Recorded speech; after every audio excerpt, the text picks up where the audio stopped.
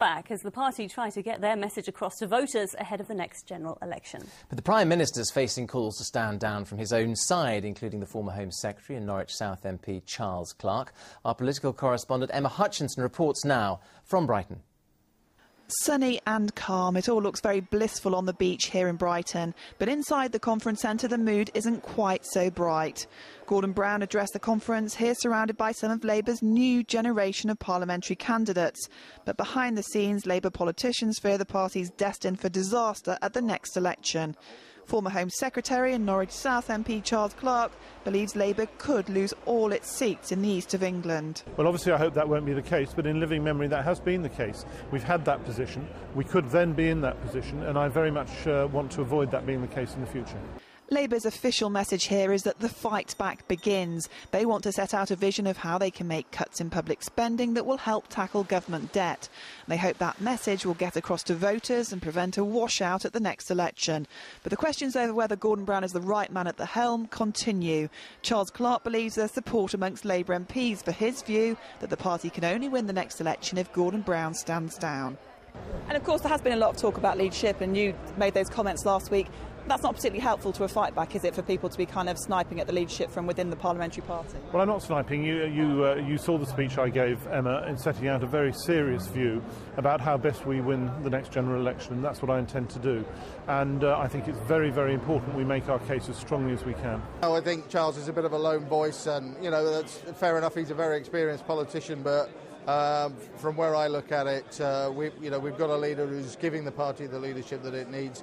And, I don't see anybody lining up behind Charles. Tomorrow, all eyes will be on Gordon Brown as he makes his big conference speech.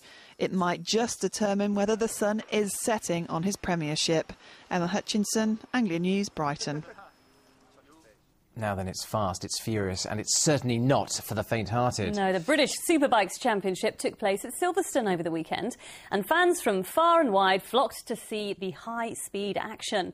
Leon Camier won the first race, and with it, the British Superbike Championship title in spectacular fashion.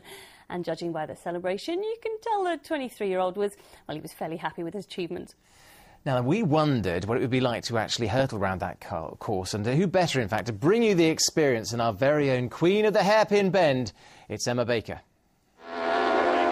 It's one of the most competitive two-wheel race series in the world. 30 riders, 21 teams. The British Superbike Championship is all about speed and excitement. One man who's had plenty of British Superbike success is John Reynolds. 3 times a champion, he's the most successful British Superbike racer. Well, you've got the speed, you've got the noise, you've got the excitement. I mean, there's some spills every now and again, which we don't want to see, but, it's riding a motorcycle to the limit. And I was going to experience that firsthand when John insisted on taking me out on the track to show me why so many love this sport. So that's half an hour on the Silverstone circuit on the back of a motorbike, going at speeds of more than 100 miles an hour. Great! Yes, I was petrified, but I was assured I was in good hands. I've got the kit on.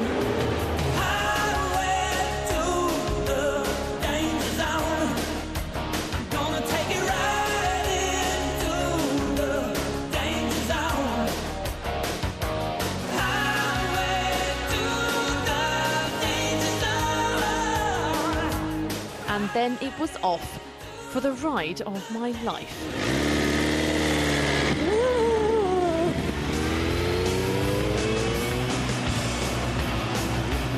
Just breathe, just breathe. Just breathe, just breathe.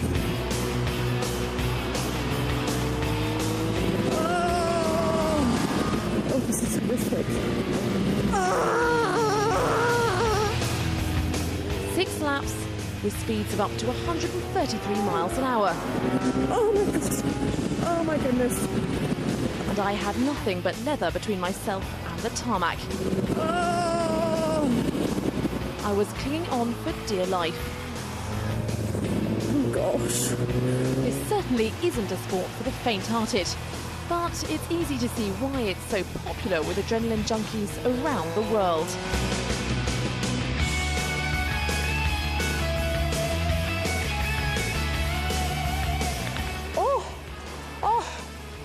Wow, Oh, I have to say, I never thought I would say this, but that was absolutely amazing. Even though I thought I was going to die at every single moment. Thanks, John. A thrilling experience as a one-off. I thought I was going to hate every moment of that, and I did kind of, but there were that was also totally brilliant. But it's not time for a career change just yet. I probably won't do that again in a hurry, though. Emma Baker, Anglia News, Silverstone. Just get off. Yeah. Oh, my legs. Oh, look at her, looking like John Wayne there. I think it suits her, you know. I think she'll be back on there before too long. Very quick footnote on that one, because actually when it was being set up, Emma was talking about the producer and that, saying, no, I couldn't possibly do it. And he said, well, actually, there is one chance you could actually get dressed up in leathers and hold on to a 25-year-old man. And then she went, yeah, OK, then. Actually, I think I can do that.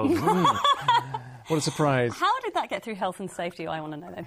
Now, here's what to expect on the national news in a couple of minutes, including more on our top...